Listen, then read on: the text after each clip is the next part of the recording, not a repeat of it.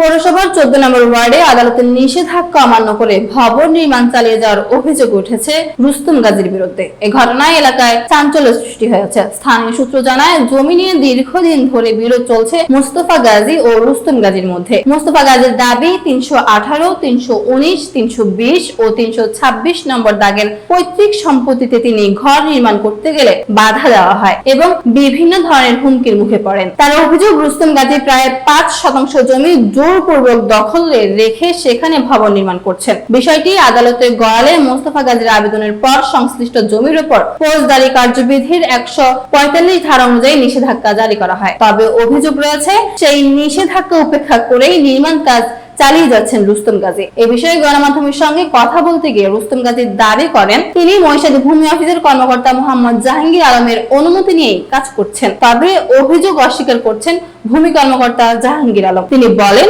ভবন নির্মাণের কোনো অনুমতি তিনি দেননি। তার ভাষ্য, এ বিষয়ে সিদ্ধান্ত নেওয়ার একমাত্র এখতিয়ার আদালতের। এদিকে স্থানীয়দের দাবি, বিষয়টি দ্রুত তদন্ত করে আদালতের নির্দেশনা বাস্তবায়ন এবং প্রকৃত মালিকানা নির্ধারণে সংশ্লিষ্ট কর্তৃপক্ষের হস্তক্ষেপ প্রয়োজন। উল্লেখ্য, এই ঘটনায় এখনো সংশ্লিষ্ট প্রশাসনের পক্ষ থেকে আনুষ্ঠানিক কোনো বক্তব্য পাওয়া যায়নি। তদন্ত ও আদালতের চূড়ান্ত সিদ্ধান্তের পরেই প্রকৃত পরিস্থিতি স্পষ্ট হবে। আচ্ছা আচ্ছা, এরপরে যে 5 বছর স্যার এই বুঝতে সব নষ্ট করছে। এরপরে এই জায়গা ঝামেলা শুয়ে কইছে আমরা ঘর করতাম, এরপরে এই জায়গার ভিতরে বিল্ডিং করতে আছে, জায়গা সাইজ করুন স্যার। জি, ওই যে আমার ঘর মামলা দিছে আমার আগামী মাসে। মানে আপনি কি আইনের কাছে সুষ্ঠু বিচার চান? যে আপনি কি এটার বিষয়ে আপনি কি আবার ইয়াতে কোর্টে কি আপনি মামলা করছেন? যে আপনি কি আইনকে শ্রদ্ধা করেন? জি না, আমি আইন অমান্য করতে খেতাম স্যার। আমি গেছি আইনে, আপনারা আমার যদি থাকে আমার দলিল আমরা বুঝিয়ে দিবেন, আর না থাকলে আমি সোজা যাবো শেষ।